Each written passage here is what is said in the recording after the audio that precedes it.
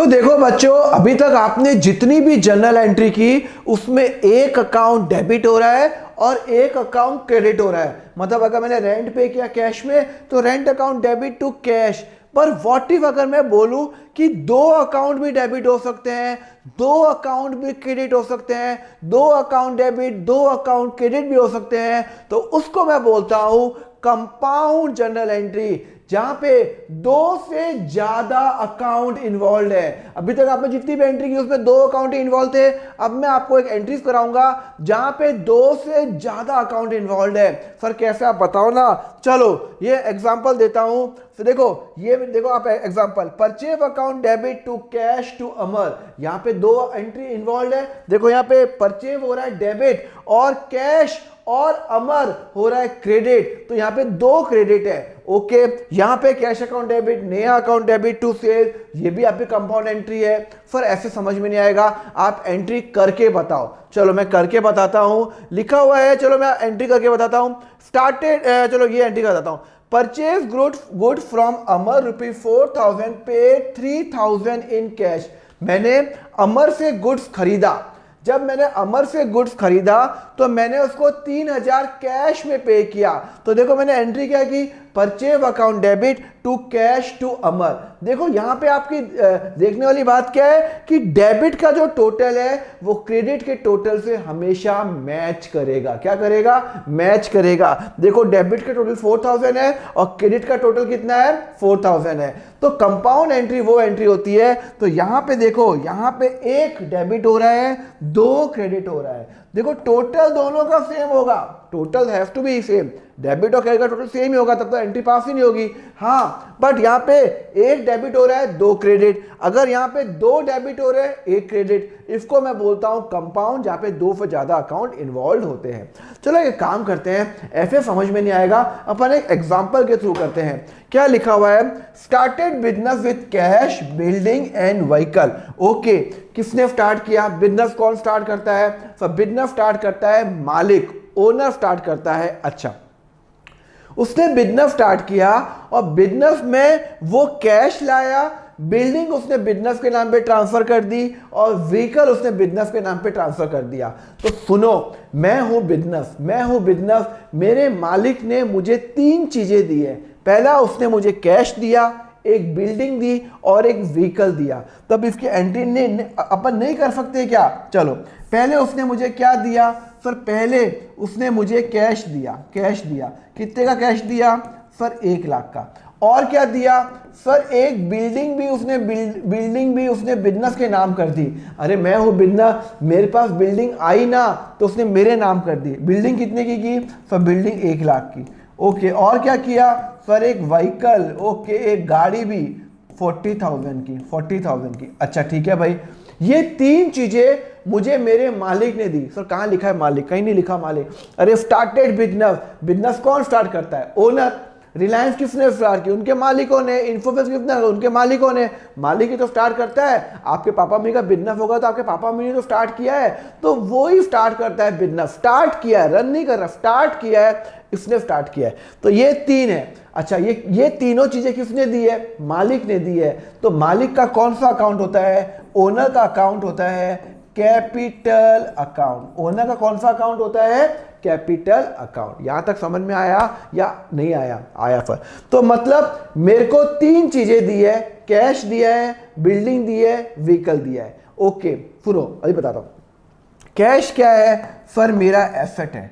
Okay, building क्या है? Sir मेरा एसेट है। व्हीकल क्या है? मेरी बुक्स में तो एसेट है, मेरी बुक्स के अंदर मेरे पास कैश आ रहा है, जा रहा है, आ रहा है ना। फिर बिल्डिंग, आप बिजनेस हो, बिजनेस के पास कैश आ रहा है तो बढ़ रहा है, बिल्डिंग आ रही है, व्हीकल आ रहा है, तीनों चीज मेरे पास आ रहा है। एसेट बढ़ रहा है, कम हो रहा है? सर एसेट बढ़ रहा है। जब एसेट बढ़ता है तो हम क्या करते हैं? डेबिट करते हैं। क्या करते हैं? डेबिट करते हैं। मतलब cash debit, building debit, vehicle debit. अभी अब क्रेडिट बताऊंगा तो मैं एंट्री करूंगा cash account debit, okay, building account debit, okay, 40,000 sorry 1 lakh रुपए कैश, 1 लाख के बिल्डिंग, और व्हीकल कितने का लाया? Vehicle account debit 40 40,000। ओके, ये 3 चीजें कौन लाया? मालिक लाया। तो मुझे मालिक को इन 3 चीजों के पैसे देने हैं। पैसे तो मैं दे नहीं रहा हूं, तो मैं उसका अकाउंट क्रिएट कर रहा हूं। तो मालिक का जो अकाउंट होगा, ओनर का जो अकाउंट होगा, वो कैपिटल अकाउंट है। तो इन तीनों का टोटल कितना बन रहा है? तो 2,40,000।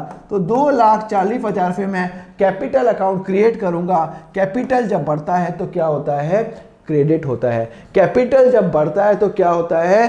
क्रेडिट होता है। बात समझ में आई? जब जब कैपिटल बढ़ेगा तब तब आपकी क्या होगी? क्रेडिट होगा। तो यहां पे ये होगा आपका क्रेडिट। क्या होगा? आपका क्रेडिट होगा। बात समझ में आई?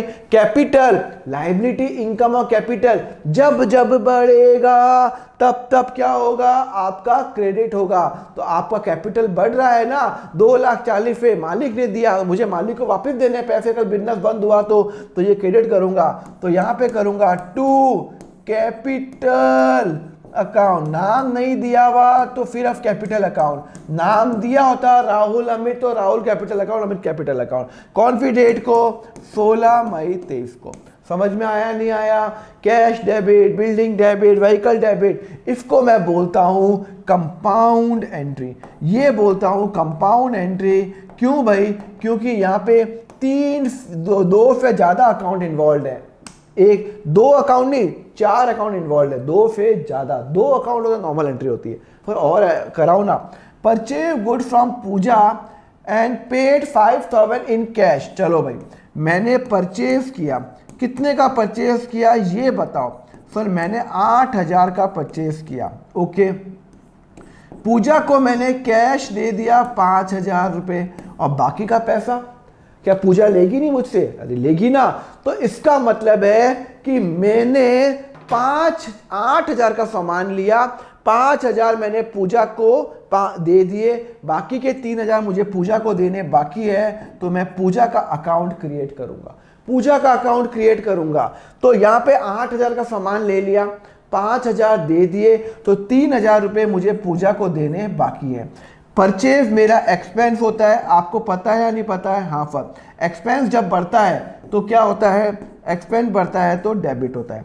कैश मेरा एसेट है। जब एसेट मेरा कम हो रहा है, क्रेडिट। अरे यार मैं खरीद रहा हूँ, 5,000 से खरीदा तो क्रेडिट हो जाएगा। हाँ फिर ये समझ में आ गया, क्योंकि मेरा जो एसेट होगा वो घिर रहा है तो क्रेडिट होगा। अच्छा, अब पूजा कौन है? पर पूजा मेरी लायबिलिटी है। पर कैसे? अरे भाई मैंने पूजा से सामान लिया तो मुझे पूजा को पैसे वापस देने हैं ना। हाँ, तो she is my liability. She is my liability, वो मेरी लायबिलिटी है। क्लियर है? और लायबिलिटी मतलब मेरी लायबिलिटी इंक्रीज हो रही है, मेरी लायबिलिटी बढ़ रही है। मुझे पूजा को पैसे देने हैं। कितने देने हैं? 3,000। तो क्रेडिट होगा, लायबिलिटी बढ़ रही है। 8,000 की खरीद एक्सपेंस 5,000, 8,000 का पैसे दिए 5,000 और पूजा को मुझे देने हैं 3,000 रुपये। तो एंट्री क्या की? पहले डेबिट की एंट्री होती है। क्या एंट्री होगी? एंट्री करूंगा मैं परचेज अकाउंट डेबिट 8,000 रुपये टू कैश। मैंने कैश पे कर दिया 5,000 रुपये एंड टू पूजा अकाउंट, मुझे पूजा को पे करने हैं 3,000। इसको बोलता हूँ कंपाउंड एंट्री। 2 अकाउंट, देखो 2 अकाउंट क्रेडिट हो रहा है, 1 डेबिट, 2 से ज़्यादा इन्वॉल्व है। और देखो टोटल हमेशा इक्वल आएगा, 8 और 8, डेबिट और क्रेडिट का टोटल हमेशा इक्वल आएगा। क्लियर है? चलो एक फटाफट और एंट्री करें। Purchase furniture and machinery in cash. मैंने एक फर्नीचर खरीदा, चलो फटाफट करो। ओके, एक मैंने मशीन खरीदी। ओके फर एक मैंने 2 चीज़ खरीदी, फर्नीचर खरीदा 20,000 का, मशीनरी खरीदी 30,000 का। ये भी मेरा एसेट मैंने खरीदा और मैंने उनको कैश पे कर दिया। कितना पे किया? 20 और 30 पर 50,000। और ये मेरा एसेट। फर्नीचर मेरी बुक्स में आ रहा है, बढ़ रहा है, डेबिट। मशीनरी मेरी बुक्स में आ रहा है, एसेट बढ़ रहा है, डेबिट। कैश मेरी बुक से कम हो रहा है तो ये हो गया क्रेडिट।